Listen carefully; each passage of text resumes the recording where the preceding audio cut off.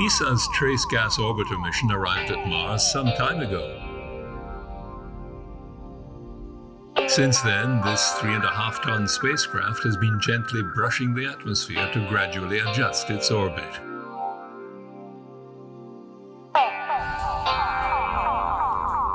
In ESA's Planetary Missions Control Room in Darmstadt, Germany, flight controllers have been checking systems and commissioning instruments on the ExoMars Trace Gas Orbiter. Now it's ready to begin its science mission.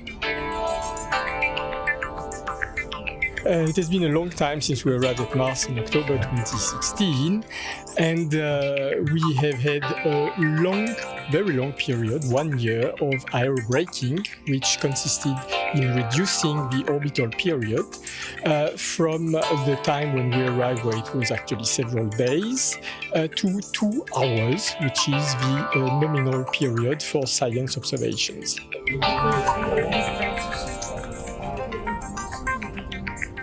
I'm looking forward to the next few months enormously because the TGO will finally be able to show its full capability, the full capability of its instruments in terms of accuracy and the quantity and quality of data, pictures, spectra.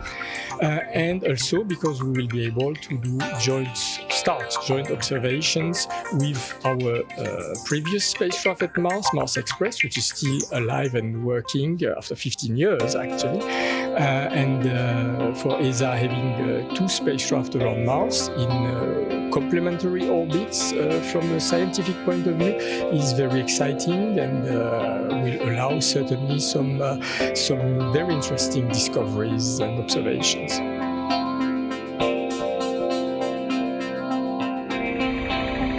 ExoMars will fill a double role when its partner rover is dispatched to Mars in the coming months in the search for life on the dusty planet.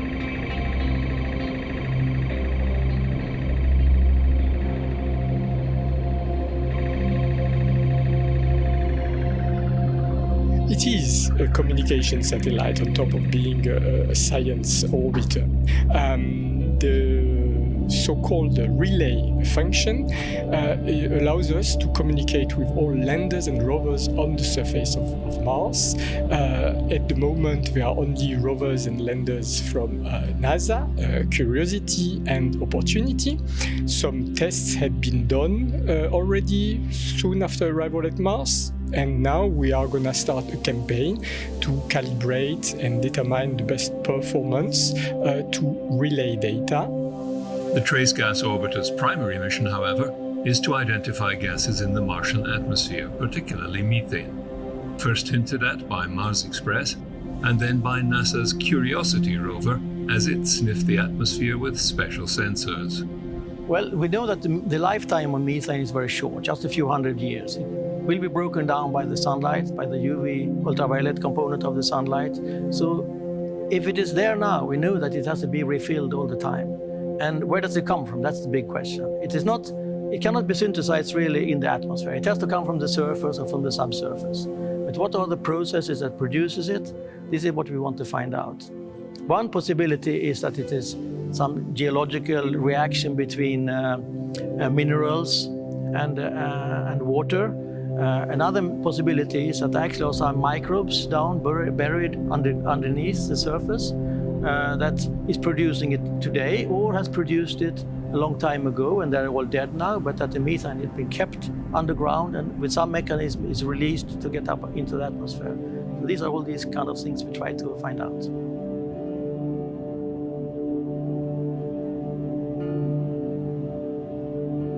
By using the orbiter's powerful spectrometer, scientists hope to discover whether the methane comes from a geological or biological source. 95% of methane on our own planet comes from living organisms. The ExoMars rover, landing in 2021, will drill up to 2 meters beneath the surface to search for this evidence of life. And the rover, as well as NASA rovers and landers, will use the orbiter to keep in touch with Earth.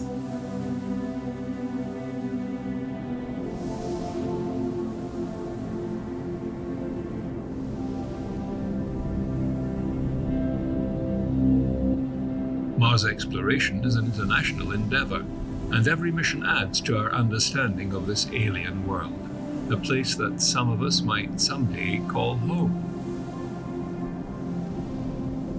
Planetary exploration is always very exciting, but Mars, of course, has its very special thing, is that there's actually a place that you can imagine yourself walking on. You eventually, within not too far in the time in the future, surely people will be walking on Mars. That makes it very exciting. And then to think about this idea that there might have been some kind of life, or even exist today underground on Mars, that makes it a very special place.